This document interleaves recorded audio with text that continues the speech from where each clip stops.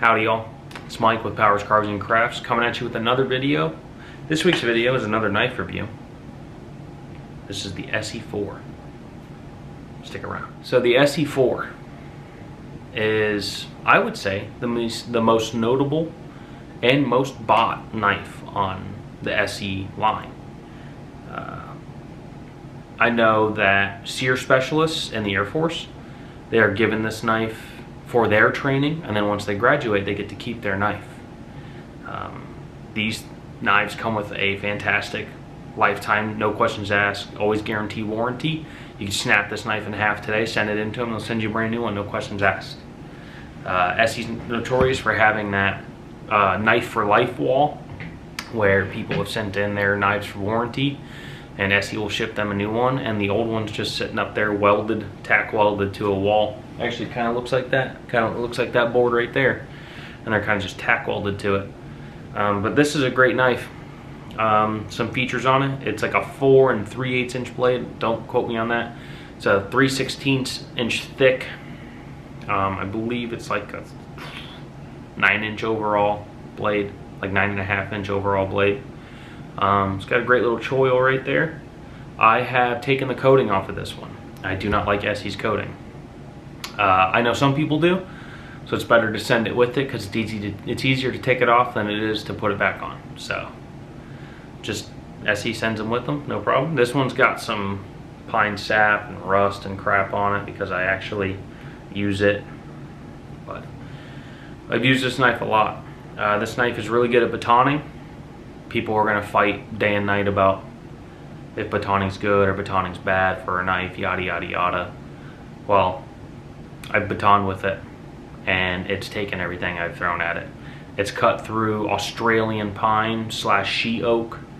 If anyone who knows what that wood is, they know that the grain does not run straight in that thing. The grain runs curved. And I literally hammered this thing into it. I saw the knife flex. I kept hammering it. It went all the way through it, and it bent straight back to where it was. So don't be afraid about beating the crap out of these knives because they're gonna take it. One thing I will say about removing the coating though is, again, if you watch my ESEE Azula video, this was before I got wise, and I removed the coating all the way through, and the handles will rust now. This is their linen micarta handle.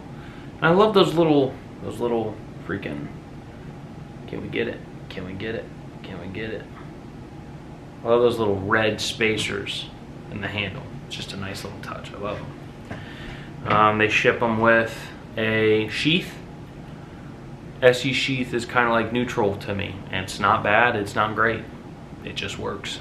So I have a sail needle taped to mine, and this is the clip on the back of it. ESEE knives do ride high with the original clip. I would like it to ride a little bit lower, but whatever. So some goods about this knife. For how thick it is, it's surprisingly a good carver. I've carved spoons with this knife, I've carved spatulas with this knife, I even carved a kuksa with this knife, and a gouge obviously. But this knife is surprisingly a good carver for how thick it is. And it surprisingly keeps a very good tip on it. And ESEE, this knife without the sheath is like 98 bucks.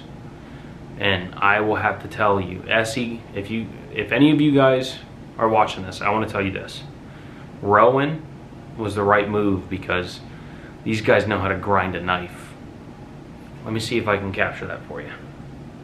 It's kind of hard to tell. But this is the most symmetrical grind I've ever gotten from a factory. It's damn near perfect on both ends. This knife has never touched a guided sharpening system. This is the factory edge that they sent me. I've just maintained it. Speaking of maintenance, this thing is really easy to maintain. I normally bring to the field with me a 4-inch diamond stone and a 5-inch ceramic stone along with a leather strop. And I'm never left wanting. I'm never left wanting more. This thing normally is perfect with just the ceramic stone and the strop. I bring the diamond just in case I hit something hard, because I have found a piece of wood, piece of dead wood in the woods, and I was I pulled up the trunk and I started batoning, and it got hard, and I knocked all the way through it, and I looked down and there was a nail in the wood, in the middle of the woods. I didn't think to look because of where I was. Shame on me. But over the sharpenings, that was probably a year and a half ago I did that. It's taken it out. The chip's no longer there. I was going to sit there and regrind it, but I was like, you know what? Screw it. It'll come out with future sharpenings. Rowan does a great job with their heat treat of 1095. Their edge retention's kind of right in the middle, like a 5 out of 10, you know? It's not terrible, it's not great, it's like their sheath. It's just there. They're really easy to touch up, and they don't take a lot to touch up, so the edge retention isn't a huge problem to me on this knife because I know how to sharpen. Those people who are really worried about edge retention, they obviously either A, don't know how to sharpen, or B, don't like sharpening. And I think you're in the wrong hobby if you don't like or don't know how to sharpen. So like I said, I did take the coating off of this, and I put a 90-degree edge on the spine to strike ferro rods and process fatwood with it. I did process some fatwood on my last camping trip. That's why this knife's so dirty on the spine. And I like ESEE's response whenever people ask how to get crap off of their knife, like rust or sap, and the ESEE team just says use it. So I'm gonna take a page from their book, and I'm just gonna leave that on there, and it'll come off with use, no problem. Another good thing about this knife is, again, for how thick it is, it's surprisingly good for food prep. Now, cutting carrots and potatoes, not good. Knife super thick like this, really hard to chop through them. You might as well just swing it like a sword or baton through them. But cutting stuff like onions, bell peppers, garlic, green onions, tomatoes, this thing does just fine. Even avocados, it cuts through pretty easily. Cutting meat, no problem with this thing. So this thing is great. It's a great woods companion. It's great, you know, for cutting up anything. One thing I have not done with this knife, I have not skinned a fish with it yet. I want to do that. I have skinned rabbit with this, but anyone who's ever skinned rabbit knows that you really don't even need to make an incision to skin it, but it's easier if you do. You know, you just cut that little flap on the neck and you pull it back, and then you chop the feet off. But I did skin and gut a rabbit with this thing, and it did just fine. It made the slit perfectly, it got through them perfectly. One thing I would say to be careful of though is that tip. That tip angles down a little bit, but not that much. So there's no real righting the tip whenever you're gutting. So some bads about this knife. I'm an ESEE fanboy. I can't get away from it. I carried these knives in the field in the Marine Corps. They served me well, and I've used them for stuff that probably shouldn't have been used for. Not just this model, but the ESEE3 and the ESEE Azula. I don't have much bad to say about them. If you don't like carbon steel and you bitch about rust, don't get one, I would say. Don't cry about it rusting. If you don't like rust but you want one, or buy one of their stainless models. They have a 440C stainless model that I heard is pretty good, but I don't care. I like carbon steel. And then maybe I would say one gripe, if I had any, about the 4, not about the ESEE line, about the 4, is the jimping. I don't really use the jimping that much, and I would much rather have it smooth so I could strike a ferro rod easier. I guess I could remove it myself, because these things are fun to customize, but I just love it the way it is so much that I don't have a problem with it. And maybe one more gripe I'd have with it is I do have ham hands, so maybe those 3D scales would be nice to have on this one.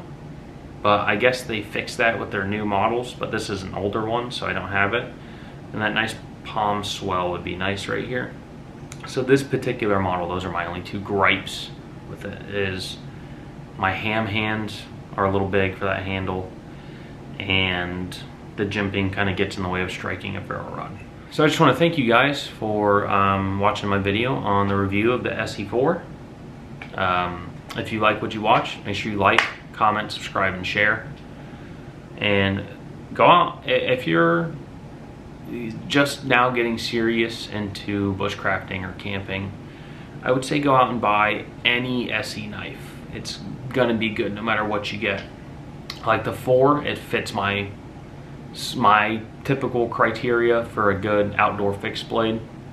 I like anywhere from a 4 to 6 inch blade, carbon steel, at least an 1/8 inch thick, but I prefer 3/16. So it's good. It excels at everything you want it to excel at, and there's no bells and whistles or nothing. So, and you can't beat that price and that warranty. So go out and buy you one. Have a good day, guys. Catch you on the next one.